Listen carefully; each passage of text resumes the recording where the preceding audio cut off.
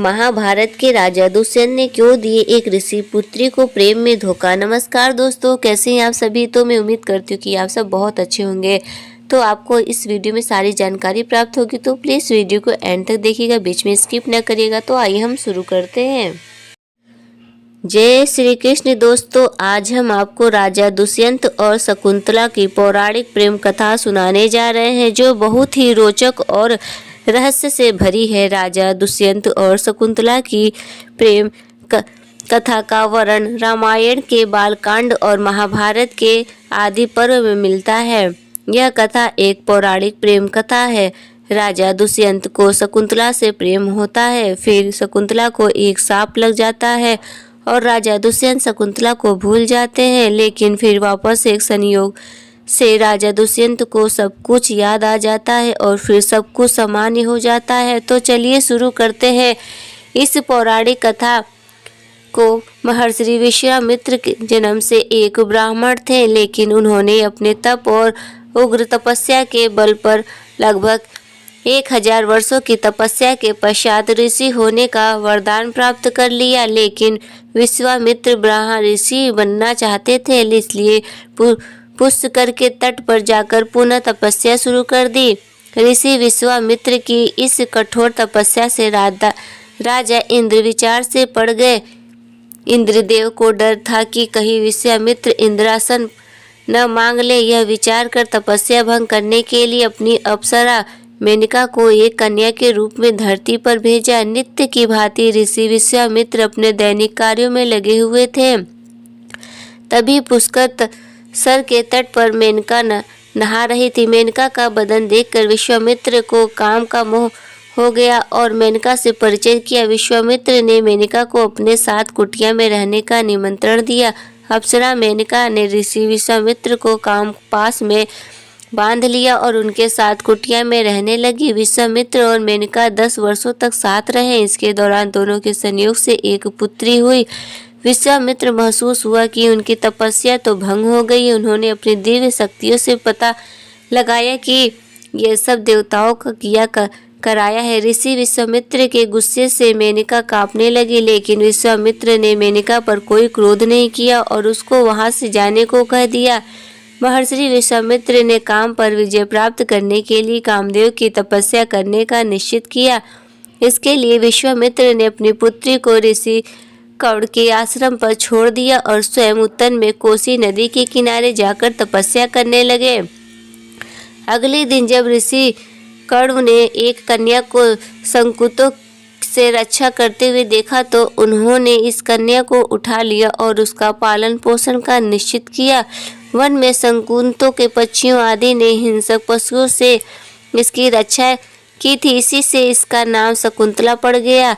ऋषि कौड़ ने संकुतों के पास मिलने के कारण उसका नाम शकुंतला रख दिया। समय रहते शकुंतला युवती हो गई और एक दिन सखियों के साथ पुष्प बीनने के लिए गई हुई थी। तभी पुरुवंश के राजा दुष्यंत एक दौरे के लिए वहां से गुजर रहे थे। शकुंतला को देखते ही उससे मिलने का मन बनाया। कश्यप गोत्री शकुंतला का पीछा करते हुए राजा दुष्यंत ऋषि कौड़ के आश्रम पहुंच गए। वहां जाकर आवाज लगाई और वहां विश्राम करने का निवेदन किया। जब राजा दुष्यंत ने पुनः शकुंतला को देखा तो कहा, हे कुमारी, तुम्हारा रूप अनुपम है, मैं तुमसे विवाह करना चाहता हूँ।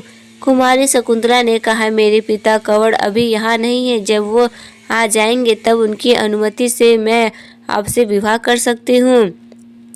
शकुंतला ने एक शर्त रखी कि हमसे जो पुत्र होगा आप उसका सम्राट घोषित करेंगे।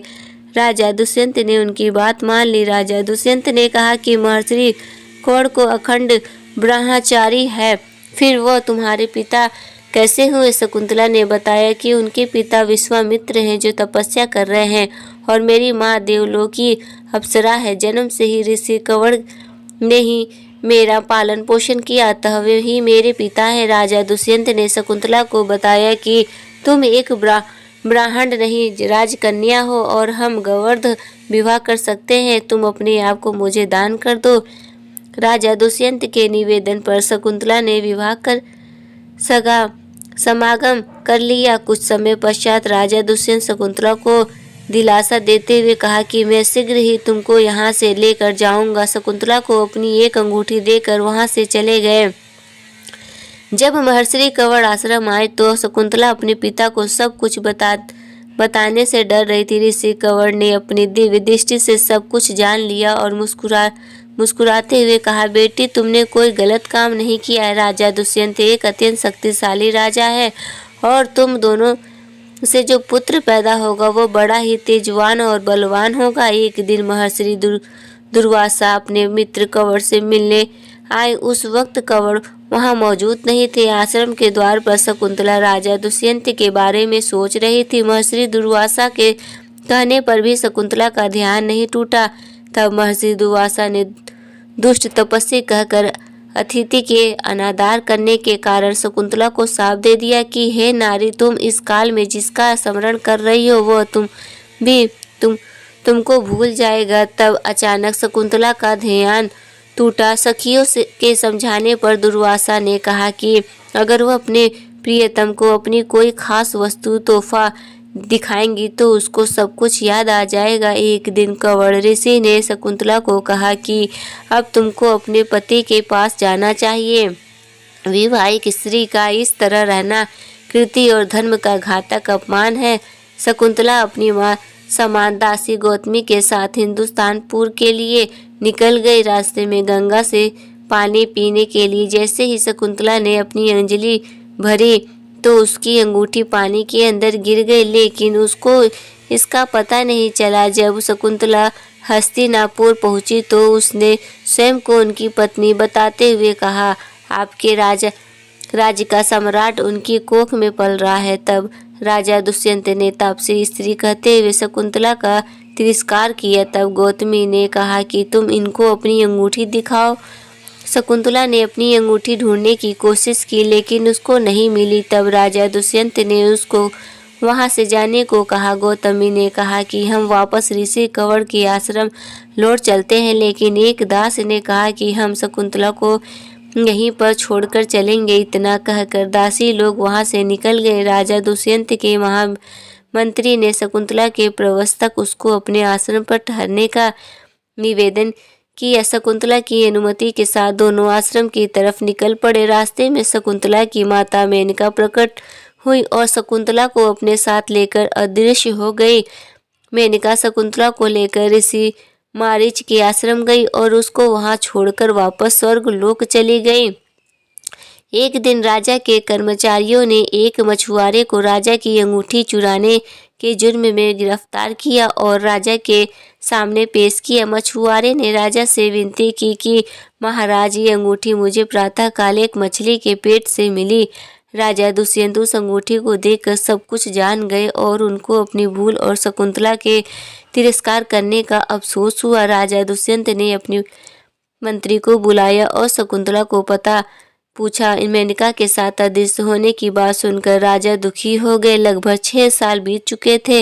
एक दिन भगवान इंद्र का दूत राजा दुष्यंत के दरबार में आया और दानवों के खिलाफ युद्ध में देवताओं की सहायता करने का निवेदन किया।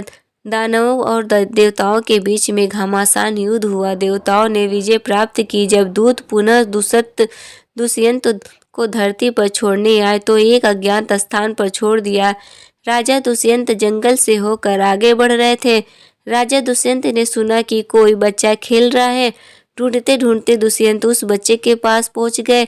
एक बच्चा सर्वदम मन शेर के साथ खेल रहा था और उसका मुंह खोलकर उसके दांत की गिनती कर रहा था। तब 2 दासियां उस बच्चे को आश्रम ले जाने के लिए आईं। दासियों के आग्रह पर ही वह बच्चा वहां से चलने को तैयार नहीं था। तब सर्वदमन के हाथ से जंतर गिर गया। राजा दुष्यंत ने उस जंतर को उठा लिया और अपने साथ खोलने की आग्रह किया। दासियों ने कहा कि आपको उस जंतर को नहीं छूना चाहिए, उसको छूने का अधिकार केवल इनके पिता को ही है।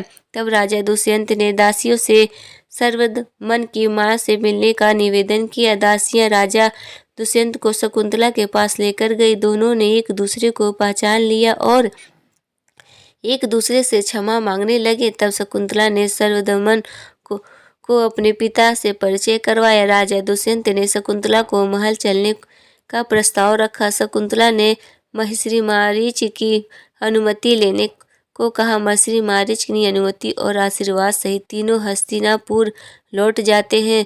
सर्वदमन जो कि आगे चलकर राजा भरत के नाम से प्रसिद्ध हुआ। तो यह थी राजा दुष्यंत और शकुंतला की पौराणिक प्रेम कथा। जय श्री कृष्ण। दोस्तों, उम्मीद है कि ये कथा आपको पसंद आई होगी। दोस्तों, आपको ये कथा कैसी लगी कृपया कमेंट करके ज़रूर बताएं। वीडियो पसंद आए हो तो लाइक करें और ऐसी ही और भी बहुत सारी कहानियों को सुनने के लिए चैनल को सब्सक्राइब जरूर करें। धन्यवाद।